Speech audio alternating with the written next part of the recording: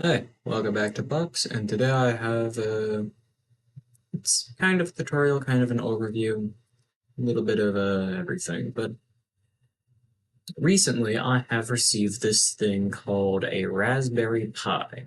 Not the food, the board. It's a very common misconception that I've found when I'm explaining it. People think I'm talking about a literal Raspberry Pi, like P-I-E, pie. In reality, it's actually one of these. And it should have been displayed, but basically this is a Raspberry Pi.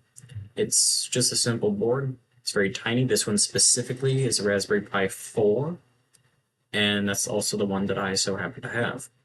But basically the way it works is it's just a little board. It's got a CPU, and it's got probably integrated graphics. I don't know what it has, and mine has 4 gigabytes of RAM. They're very versatile and customizable things, which allow you to do a lot. You can do quite a bit with them. And you're not just limited to regular operating systems like Ubuntu or, I don't know, Raspberry Pi OS. You can write your own stuff using Python as well. Now, that's a bit more complicated if you don't know Python like myself, but once you learn it, you can actually write your own code and run it. But let's say we're just sticking to regular operating systems. What can you do? Well, Raspberry Pi comes with their own writing software. This one down here, if I go and open it to show you, you can see this. Sorry, the screen blacked out for a minute, but this is the Raspberry Pi Etcher or Imager. So you can choose your device on here. I have the Raspberry Pi 4, so you choose Raspberry Pi 4, and then you can choose your operating system. So at the top, we got a few options. We got Raspberry Pi OS. Make this a little larger. We got Raspberry Pi OS, Raspberry Pi OS 32-bit, and we got Legacy 32-bit and other Raspberry Pi versions as well. On here, we also have other general purpose operating systems. So we have Ubuntu, like I was talking about earlier, and these are a ton of different versions of Linux, I believe. Except this one. This is like a Windows 98 emulator. I didn't find much success with it, but I'm pretty sure that these two are guaranteed Linux. This is a Debian-based system. I haven't used that one. I haven't used these two. I've used that one and this one. We also have media player operating systems, which has a lot of options for it. But the one that I currently use has a built-in media player called Kodi, and it's very useful. I like it a lot. We also have emulation. You can play games on the Raspberry Pi. Is it the best quality? If you're playing like super advanced games like GTA 5, then no, the Pi will probably blow up. But if you're playing just low resolution, low power games like Doom, or I don't know, anything from the Game Boy, it should be able to run it just fine. So you've got a couple options, 2 options for emulation games. You got RetroPie, never used it, don't know how it works, I'm pretty sure you have to add your own games. And we have Recalbox, which I'm pretty sure is originated in France, I want to say. I read something about connections between Recalbox and France, but basically, this is the one that I use. It works very well. I like it. It's got over 100 different game platforms that you can use. And I think they're called ROMs or something, ROMS. And it takes probably about 5 to 10 minutes to install, depending on your system. And then you've got a couple other options down here, like specific purpose, and custom stuff if you want to upload your own. And then, of course, you would choose a storage device. For storage, I would recommend a micro SD card. You can get them from pretty much any brand, but SanDisk is going to be your most reliable, as that's what's most commonly supported. Sorry. So, how do we go about doing something else other than a micro SD card? Because let's say I don't have a micro SD card. You can also just use a generic USB flash drive. Is it going to be good? Probably not. But will it work for like the time being? Yes, it totally will. So my SD card is a 32 gigabyte SD card. I would recommend at least 16, but if you want a lot of room for stuff, 32 gigs is a necessity. Anything really over 64, if you're just using Recalbox and you're not going to really download much, anything over 64 gigabytes is just absurd. Now you can buy. I'm pretty sure the maximum it goes up to is like 500 and something gigabytes. I don't think you can put a terabyte on there as it won't register it properly. But that may have changed. That's what I read though. So what about other things like Kodi? You may have heard me mention them. So Kodi is it's called a media center. Media center is somewhere where you can load up different things like music and videos. You can even load games on it. I haven't found any Kodi games, but I have figured out how to load some of my music and two of my videos onto there. So it's pretty cool. Kodi comes pre-installed with Raspberry Pi. You might have to do a little bit of setup, but it works pretty well. I would show you some footage, but I don't have a capture card from my TV, so I can't really do that unless I were to record it on my potato of a phone, which I really don't feel like doing, because I don't want to give you guys horrible quality. But either way, it works very nicely. I like the purchase. My Raspberry Pi cost about $100 or so. Compared to a regular computer, that's pretty cheap. You actually get quite a bit for just that price. Because you'd think, if I'm paying $100 for a computer, it's not going to be good. Well, this one's decently good. It's got an ARM 64 CPU. Yeah, it's not x86, sorry. And it's also got 4 gigabytes of RAM. There is an 8 gigabyte option, but that one was like $140. It also came with a very nice case. It's very, very nice case. It's a clear case, so I can see what's going on. And it came with a built-in fan. Yeah, that's the thing. Raspberry Pis, they may be tiny, they may run really low power, but they get hot. And especially if you're doing stuff, they will get extremely hot. So let's talk about connectivity. So on the photo that I have here, you'll notice that we have a couple of ports along the side here. So how do these ports work? Well, on the port, we have micro HDMI, which are the two golden ones that you can see there. I can actually make this photo a little bigger so we can see it just a little better. So, on the sides, you may notice that there are two golden ports. Those are micro HDMI ports. What do? They essentially manage your display. So, directly next to those ports, we have a USB-C, where my mouse is, just directly across from the mouse.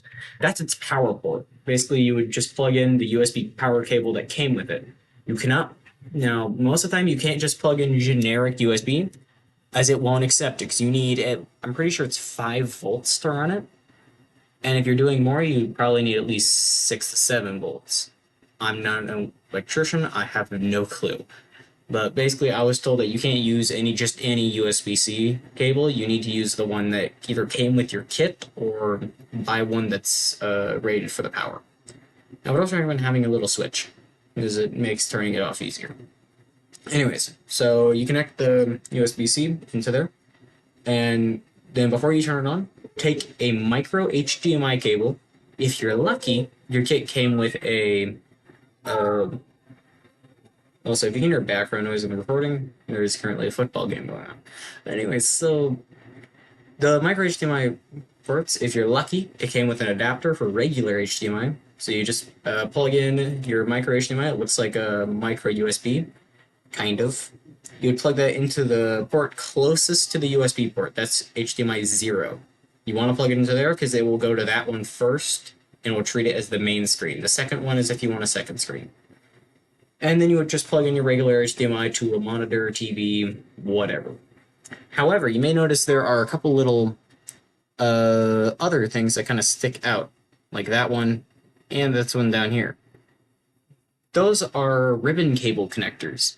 If you wanted to put in a built-in screen, it's like a case screen, you could do that. And some of them connect to the ribbon cable, some of them connect to this GPIO over here, which is all the little pins that stick out from the top. Now, you may have noticed we have some ports down here as well. What do those do? So those are basically just regular ports that you would find on a computer. So on the far left, we have regular USB. This is going to be low power USB for something like a mouse or something. Something that doesn't require fast data transfer. And then moving over, we have the blue USBs, which are high power, good quality USB for stuff like a USB drive if you're powering it off of a flash drive, or something like connecting it to your computer. You need fast data transfer.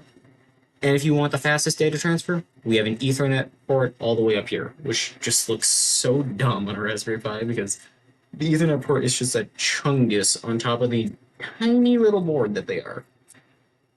So you may have also noticed that the one port that I haven't covered is port down here, the one that's directly above my mouse. I can't put it over the photo because it just won't work.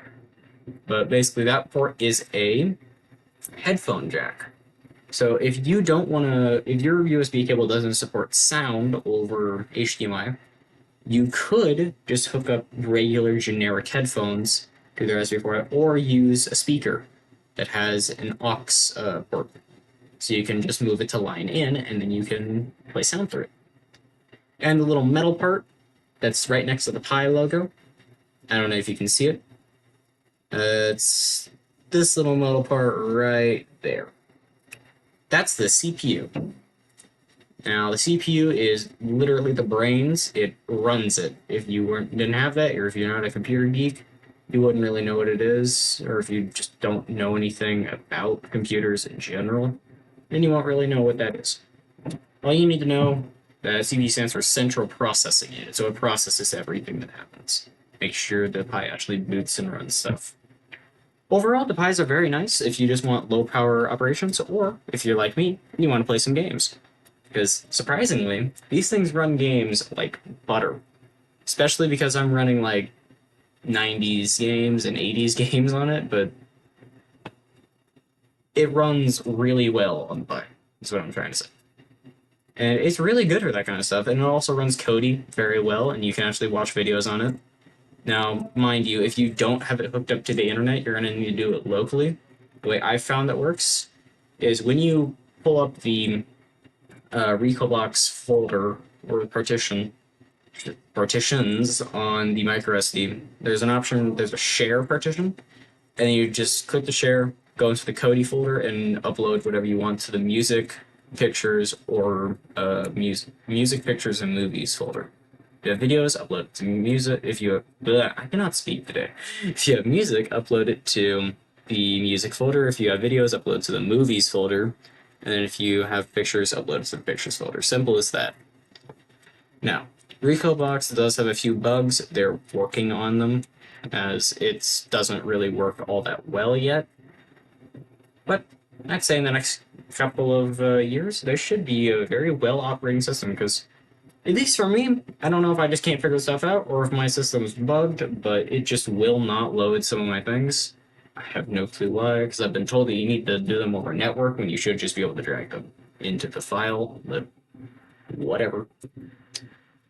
But yeah, if you're just looking for low power operations, Raspberry Pi is perfect for you, and they're fairly cheap to buy in bulk, because if you just buy 2GB RAM, it's not a lot, but that only costs like $70 for the case. And if you just buy the board itself, I found that 4GB can cost as much as a 2GB with a case. So, they work pretty well. And then you just buy like a server rack for them, and you're good.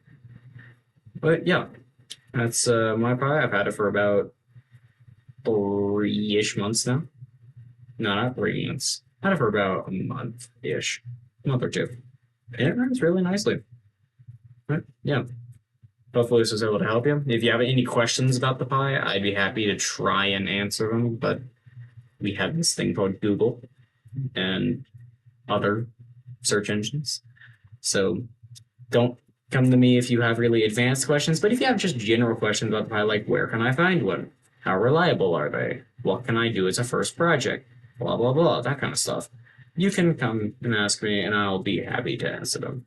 Anyways, if you want more content like this, sometimes I do tutorials, sometimes I do gaming stuff, sometimes I just don't upload at all for like a month. Sorry. Go ahead and subscribe to the channel.